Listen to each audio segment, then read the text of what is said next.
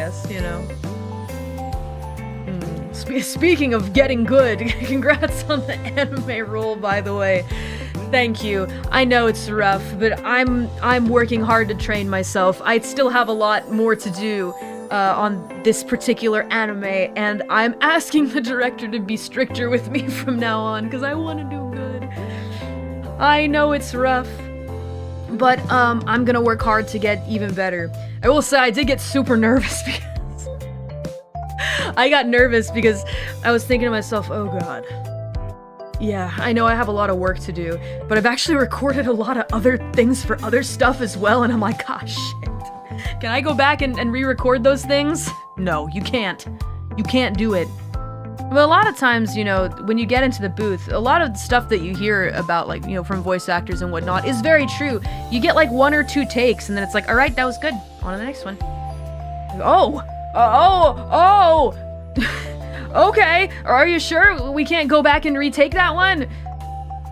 I don't know, I guess when you're getting paid on like a by-hour basis or something like that, you know, maybe they just want to move along pretty quick, but it's famously brisk. I'm like, wait, was that really okay? No, I can do it again. I can take it back, but they have time constraints, so usually it's like the first or second take. You gotta just be your best, I guess. Well, that's why, thankfully, for future episodes, I have asked for the script and all the materials I need beforehand so that I can practice. So that I can practice beforehand. Yeah. Oh my god, imagine my shock when they told me, though. They're like, alright, so the ADR director for this will be Chris Hackney. I was like, what? You mean... Persona? Imagine my face when they tell me that the voice of Jin from Persona will be directing me. Everybody's like, who's Jin? Listen! I was a high schooler once. That character, I liked that character a lot. That was my Megane awakening, okay? Listen. Alright. And so, Chris Hackney is the new voice of Jin in Persona 3 Reload. He's also Rusty from Armored Core 6. And Dimitri from that Fire Emblem game that Shiori really likes. Did you tell him though? No, he knew who I was. He knew that I liked Jin. I walk into the booth and the first thing I did was not fangirl at all. Jin Persona 3 is more likable than Dimitri Fire Emblem.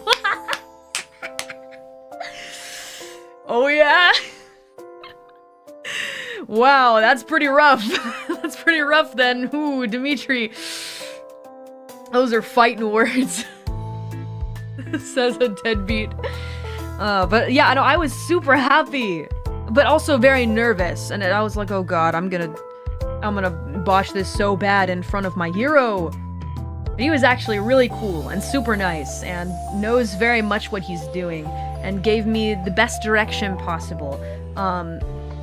Yeah, and I feel like I can trust his direction. If Chris Hackney says it's good, then I choose to believe that it's good. But I doubt myself a lot. I would listen back to the takes and be like, are you sure? I can redo it. I can redo it. Oh, it's so funny. I was, you know, I was not really happy with my performance in episode 1, but episode 2 I got a lot more confident in the booth. And in future recording sessions, I feel like I have more confidence, so I can kind of put myself out there more. You know, it's just, I have this thing where, how do I say? I get really scared. I don't want to say really scared. That's not true. That's not really what that is. I get concerned that if I, like, put too much animation in it, that it might just sound like I'm trying to imitate a dub voice, a stereotypical, this is an English dub voice, right? Like when I do the Ash Ketchum impression and stuff like that, oh boy! You know? And so because of that, sometimes I feel like I end up a bit flat, like a little bit bland, but I also remember hearing from a friend who was in the industry saying that English dubs are trending that way, to being more, like, less overacting and more, quote-unquote, like, natural human beings just talking sounding, but I feel like that also becomes a big point of critique in the community of people who like dubs, so it's just really, I don't know, it's been a really interesting balancing act trying to figure it out. Like, how do I do this, you know? I just don't know, maybe I will end up sounding a bit on the flat side, but I really don't want to accidentally make it sound like a stereotypical English dub voice. It's hard to tell, so I just choose to rely on my director. This is why the director's there, you know?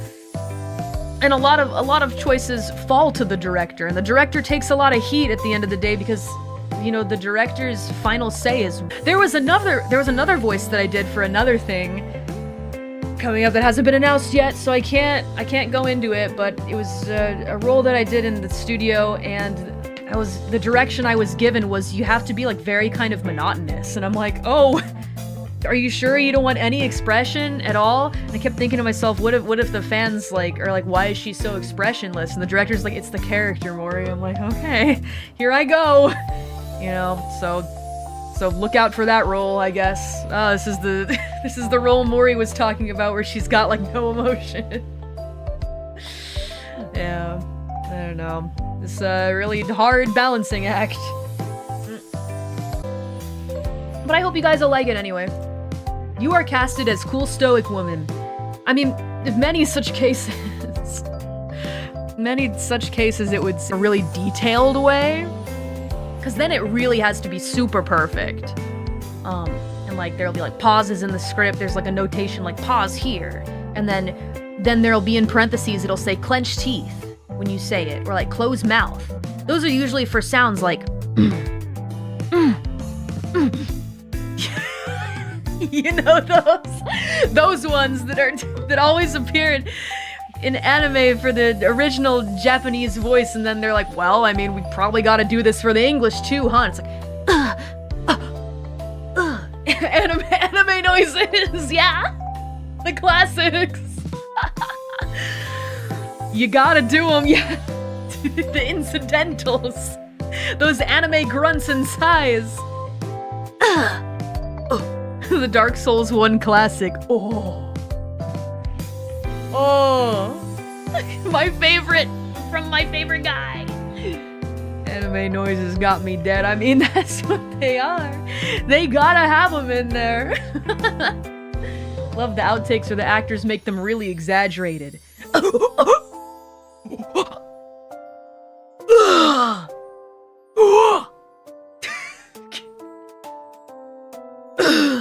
Mori grunt. Luffy would be proud. Yeah, I remember those early voice acting days though, being on like voice acting forums and trying to get myself out there, joining as many projects as I could and that kind of thing. I remember being in a Skype group full of voice actors, and it was quote-unquote hobbyist voice actors. It was really dodgy. I was very young and it was a dodgy group chat. But I remember, what was it? We were challenging ourselves to take on the line that went something like, I don't understand Sasuke, or something like that, and it was Naruto.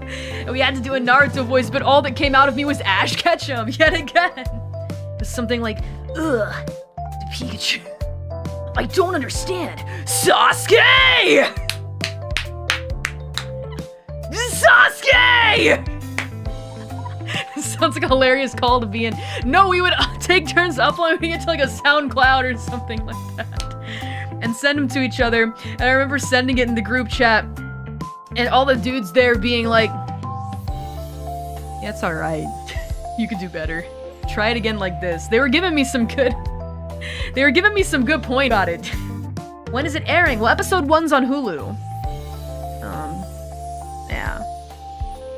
There were a couple points. No, it's on Crunchyroll. Well, I think it's on Crunchyroll too.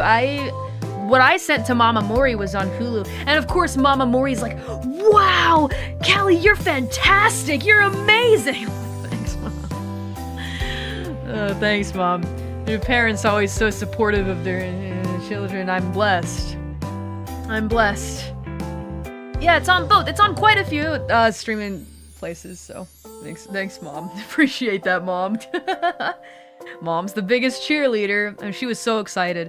She like wouldn't let me go when I let her know that I was doing it. We were watching some shows on Hulu, just like streamed, and then a commercial came up that featured like a quick little scene from Though I'm an Inept Villainess, and I went, oh hey Mamamori, that's the anime that I'm in, and she goes, what? Wait! And then she tried to rewind the commercial, but it's a commercial, so you can't rewind it, because like Hulu is not expecting you to want to rewind the commercial. And she got really upset for like the rest of the episode of the show we were watching. She's like, why not? Why can't I rewind it? Why not? I'm like, my character doesn't even show up, Mom. She's like, well, I want to see it. And I'm like, okay, well, it's not out yet. She said, promise me that you'll send it to me when it's time. I'm like, okay. She's like, send me the link.